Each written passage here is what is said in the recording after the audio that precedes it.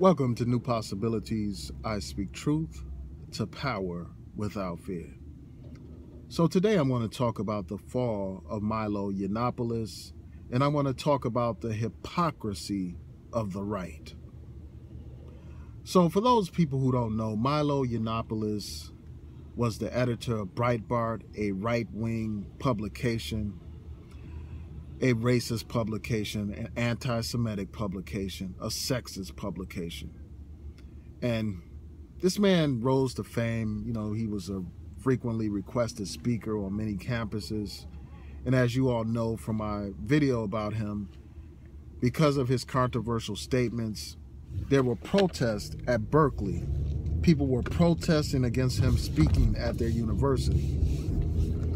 So this man is also known for his racism, in particular for a racist campaign that he had on Twitter against actress Leslie Jones.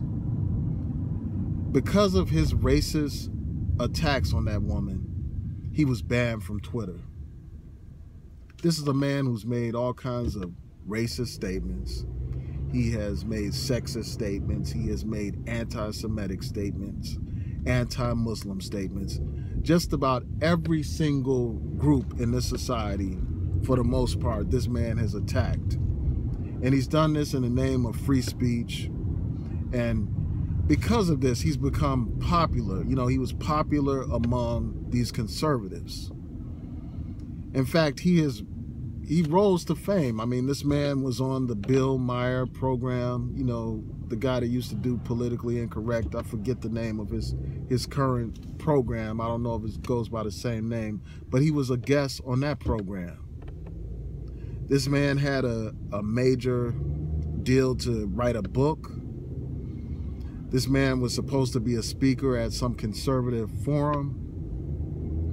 And recently, it came out that Milo Yiannopoulos made statements in favor of pedophilia, basically condoning pedophilia, trying to justify it, explain it away. And I will include a link to that story in the description box so that you could read it for yourself, and also so that you can hear this man from his own mouth condone pedophilia. And because of those statements, this man has fallen from grace. You know, these right-wing fanatics who coddled this man for so long have now turned their backs on him, and they now are renouncing him. You know, he was supposed to be a speaker at a conservative convention or something to that effect. They canceled that speaking engagement. His book deal has been canceled. And he just recently resigned from Breitbart as their editor. So this man is persona non grata right now. Nobody is feeling him. They're turning their back on him, and rightfully so. But I think that this whole situation exposes the hypocrisy of these conservatives. It exposes them for what they are, hypocrites. You know, they had no problem with this man when he was spewing racism. They had no problem with this man when he was spewing sexism. They had no problem when he was spewing anti-Semitism and anti-Muslim sentiment.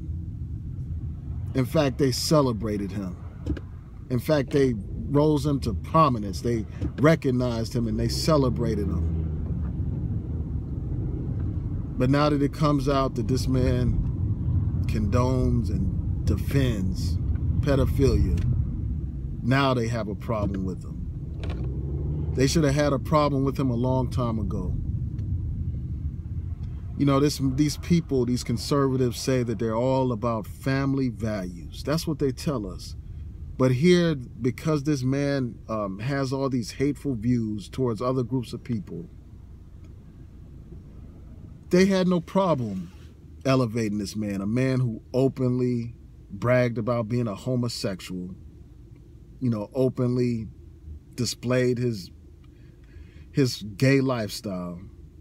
These so-called family values people had no problem putting that homosexual in a key position.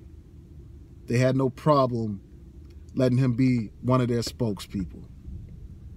But yet they want you and me to believe that they're all about family values. All about family values. So, I mean, you got this guy, you know, it just speaks a lot to their hypocrisy. You know, the fact that they would have this guy that defends pedophilia be a spokesperson for them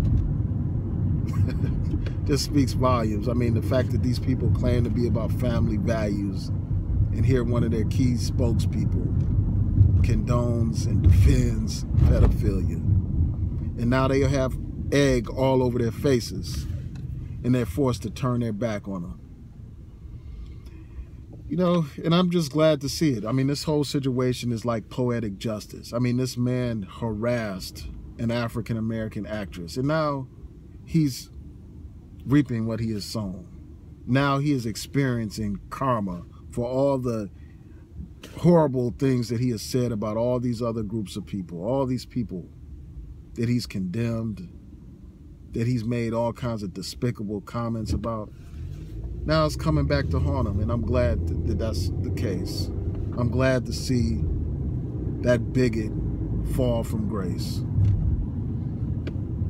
And before I go, I just want to address one other point dealing with this guy, Yiannopoulos, and that's this. I did a couple of videos about him, and some people tried to defend him and say, well, he's not racist because he dates black men.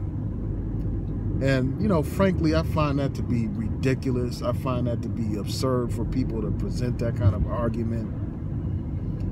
Just because someone sleeps with black people, that doesn't absolve them of racism. That doesn't mean that they are no longer racist because they like to have sex with black people. I mean, have we forgotten that the slave masters used to have sex with their slaves? Have we forgotten about segregationists like Strom Thurmond, who had sex with black women? One can be racist and still have sex with somebody of a different race. And have we forgotten about the situation involving that woman, Madison? I can't remember. I think her name was, I can't remember her first name, but her last name was Madison. And her racist boyfriend, you know, calling black people niggers. So, I mean, this notion that this guy can somehow sleep his way out of racism is ridiculous. Just because he has some Negro homosexual bed wenches in his bed, that doesn't mean he's not a racist. So, you know, just to close this out, you know, this man has reaped what he's sown. Karma has struck him, and I'm glad to see this man fall. Peace.